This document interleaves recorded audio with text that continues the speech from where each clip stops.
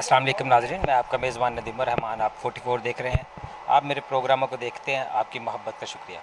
इसी तरह आज हम मौजूद हैं कसूर कोट गुलाम मोहम्मद। यहाँ पे सरकार सैयद लाल हबीब शाह साहब उनका मज़ार है, तो उनके जो है सजादा नशीन बाबा साईं सलीम हुसैन शाह साहब, आइए उनसे आपकी जो है बातचीत करवाते हैं। जी अस्सलाम वालेकुम। वालेकुम सलाम। क्या हाल है बाबा जी, ठीक ठाक जी है? अल्हम्दुलिल्लाह, अल्लाह का शुक्र। जी बाबा जी, ये बताइएगा कि ये काफ़ी जो है लोग तादाद में यहाँ पे आते हैं, उसकी क्या वजह है?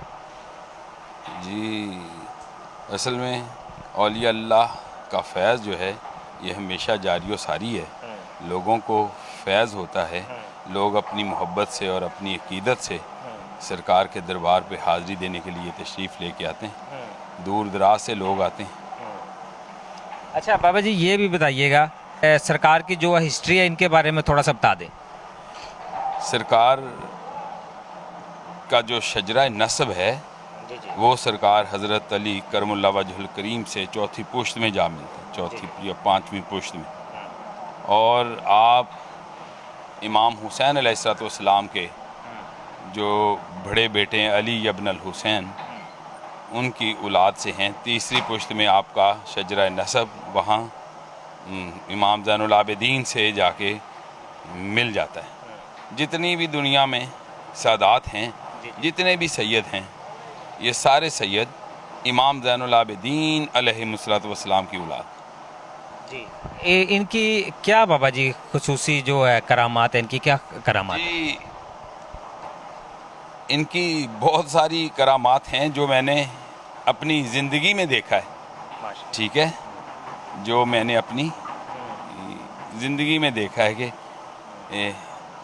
अगर सरकार के दरबार पे कोई बेऔलाद आया है तो अल्लाह रब्बुल इज़्ज़त ने उसको ज़रूर औलाद दी है।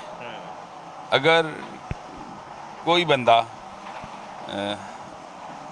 सरकार के दरबार पे जो भी नीयत लेके आया है, अल्लाह रब्बुल इज़्ज़त की पाक ज़ात ने इनके तवस्सल से, इनके वसीले से कई हज़ार हाँ ऐसी बातें हैं जो जुड़ी हुई हैं।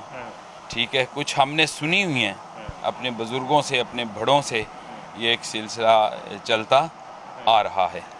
इसी वजह से जो है लोग इतने ज़्यादा अक्सर देखा है हमने जुमेरात को ज़्यादा रश होता है, तो मेले का तो आलम हम कह नहीं सकते। तो नाज़रीन, हम कोशिश करेंगे कि हम जो है उर्स मुबारक पे भी आएँ और दिखाएं आपको जो है इनके अकीदतमंद चाहने वाले जो है लोग हैं, बहुत ज़्यादा बहुत तादाद है उनकी जो यहाँ पे आते हैं। मज़ीद इनसे जानते हैं। अच्छा, इसी वजह से जो है लोग ज़्यादा आते हैं क्योंकि उनकी मन्नतें मुरादें ज़्यादा। जी जी जी, जो भी औलिया अल्लाह के दरबार में कुछ जगह ऐसी होती हैं कि जिनको अल्लाह ने बरकत अता फरमाई होती। जहाँ किसी वली का मज़ार होगा वहाँ अल्लाह की बरकत शामिल हाल होगी, क्योंकि वली अल्लाह के दोस्त हैं और इनके मज़ारात जो हैं बाबरकत जगह है। अल्लाह का ज़िक्र, अल्लाह के रसूल का ज़िक्र और अल्लाह का ज़िक्र जो है, इसी ज़िक्र में सारी बीमारियों के लिए शफा। यहाँ 24 घंटे अल्लाह का ज़िक्र और ज़िक्र मुस्तफ़ा होता रहता है। तो ये क्या बाबा जी वैसे रूटीन होती है, मतलब कि 11वीं शरीक वक्त ख़त्म होता है, या कि सिर्फ उर्स पे जो है महफ़िल नात वगैरह होती है, या इस तरह का क्या रूटीन वर्क होता है? अल्हम्दुलिल्लाह कि हर जुमेरात लंगर होता है और कुछ अरसा हमने हर शाम दस्तरखान बिछाया। नमाज मगरब के बाद दस्तरखान बिछा दिया जाता है और लंगर दिया जाता है। जो भी लोग आएँ, जो हर जुमेरात लंगर होता है, 11वीं शरीफ को लंगर होता है और 13 रजब को, 12 रबीउल अव्वल को, ये जो दिन हैं ये सारे दिन बड़े ज़ौक़ शौक़ से मनाए जाते हैं दरबार के अंदर। अच्छा, माशाल्लाह, मैंने देखा है लोग आपसे मोहब्बत करते हैं और आपसे काफ़ी जो है प्यार करते हैं।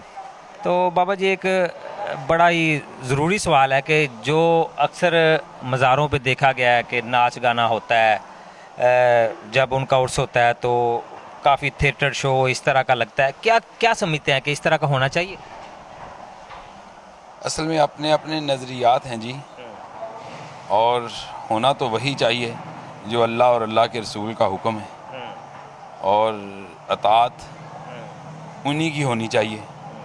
لیکن کافی لوگ جو جیسے بٹشاہ کا دربار ہے، سخی لال شہباز قلندر کا دربار ہے، ہندو آتے ہیں، وہ ناچ گانا یا اپنے اپنے سسٹم سے وہ کرتے ہیں، لیکن کچھ عرصہ بعد میں نے دیکھا کہ وہ مسلمان ہو جاتے ہیں. یہ ان کی برکت ہے. تو یہاں پہ جب آپ عرس کرواتے ہیں سرکار کا تو اسپیشلی طور پہ کیا کرتے ہیں؟ مطلب کہ کوئی نعت خوانی کا سلسلہ، کوئی کبڈی کھیل اس طرح کا؟ یا جی، ہمارے عرس کی جو رسمیں ہیں، سرکار کا غسل مبارک ہوتا ہے، اس کے بعد رات کو چراغاں، اور اگلے دن دستار مبارک ہوتی ہے، تاج مبارک ہوتا ہے، اور اس سے اگلے دن سرکار کی مہندی ہوتی ہے، رات کو محفل سماع ہوتی ہے. ٹھیک ہے.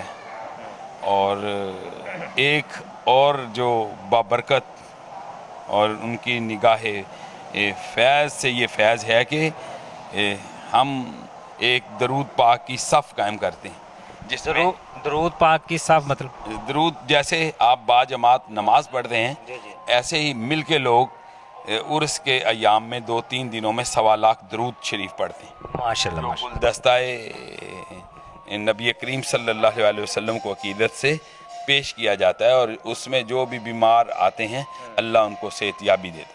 یہ بھی بتائیے گا کہ کہنا تو نہیں چاہیے لیکن پھر بھی جو حق کی بات ہے، جس طرح یہ پچھلے دنوں تنازع چل رہا تھا اقرار الحسن اور حق خطیب صاحب کا، کہ دیکھا ہے کہ ان کی جو کرامات کرتے ہیں آنکھوں سے چینیں نکل آتی ہیں اور اس طرح کا کافی جو ہوتا ہے، کیا یہ صحیح ہے یا کیا آپ کے نظریے؟ اصل میں کسی کے بارے میں کوئی رائے تو قائم نہیں کر سکتا، لیکن جو دین اسلام ہے، ہمیں جو نبی کریم صلی اللہ علیہ وسلم سے، آقا و مولا سید و سردار سے جو چیز ملی ہے مسلمانوں کو، اور اس پہ قائم رہنا چاہیے، جبکہ دین میں ایسی چیزیں نہیں ہیں. دین میں اس طرح کی مطلب نہیں ہے. ہاں، ایسی چیزیں نہیں ہیں دین میں، اسلام میں ایسا کچھ کوئی معاملہ نہیں ہے کہ چین آنکھوں سے نکل آئے اور یہ نکل آئے. ٹھیک ہے. مگر ہاں، یہ اللہ کی کلام ہے، کلام الہی ہے، اور کلام الہی سے اللہ رب العزت سے دعا کرنا، اور دینی اور دنیاوی یعنی روحانی اور دنیاوی جو ہیں، سب سے بڑی بات یہ ہے کہ حضرت علی کرم اللہ وجہ الکریم کا فرمان عالی شان ہے.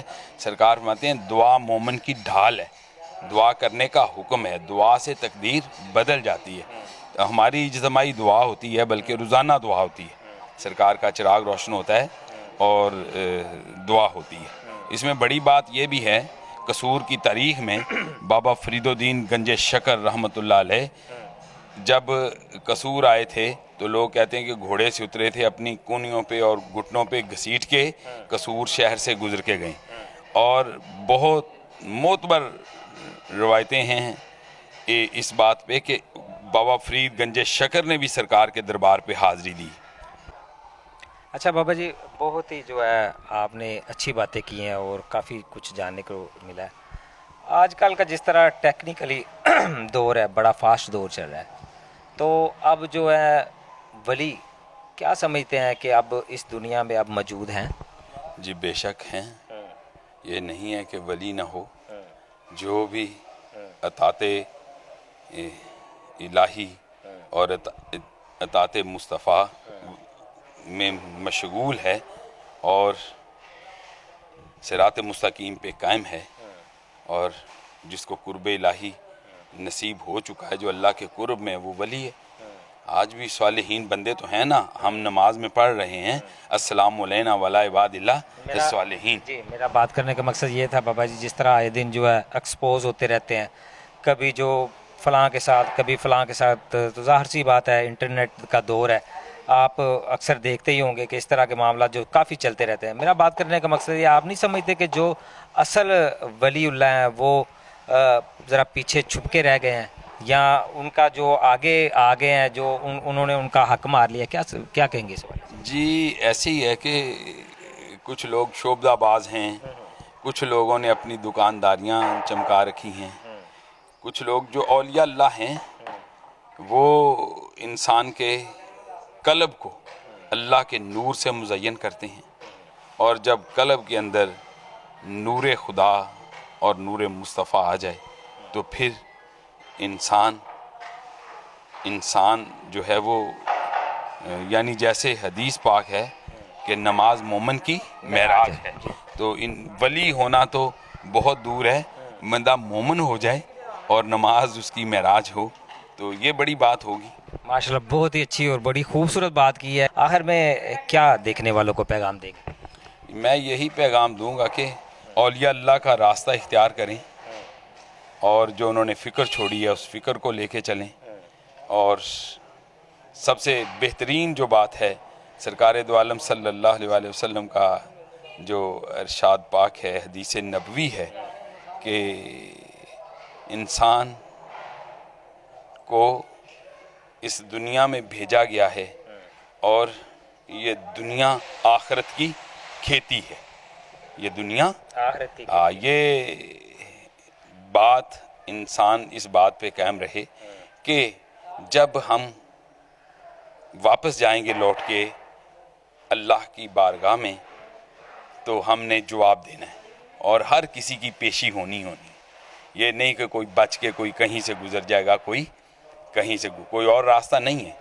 کل من علیہا فان، ہر چیز کو فنا ہونا ہے، ہر چیز نے موت کا، ہر نفس نے موت کا ذائقہ چکھنا ہے، اس کے دربار میں پہنچنا ہے. جو سرکار امام حسین علیہ السلام کا ایک بڑا پیارا فرمان ہے، سرکار فرماتے ہیں کہ مومن وہ ہے جس کی تنہائی پاک ہے، مومن وہ نہیں ہے جس کی محفل پاک. مومن ہے، مومن پہ بات ہو رہی تھی نا، تو مومن وہ ہے جس کی تنہائی پاک ہے، جو تنہائی میں بھی اللہ کا ذکر کرتا ہے. اللہ کے ساتھ جڑا ہوا ہو. جی بہت شکریہ ناظرین، شاہ صاحب کی آپ نے باتیں سنی. اسی کے ساتھ میرے ساتھ تھے سینئر کیمرہ مین ماجد علی. نیکسٹ انشاءاللہ کسی نہ کسی اور پروگرام میں دوبارہ ملیں گے، تب تک اجازت دیجیے. اللہ نگہبان.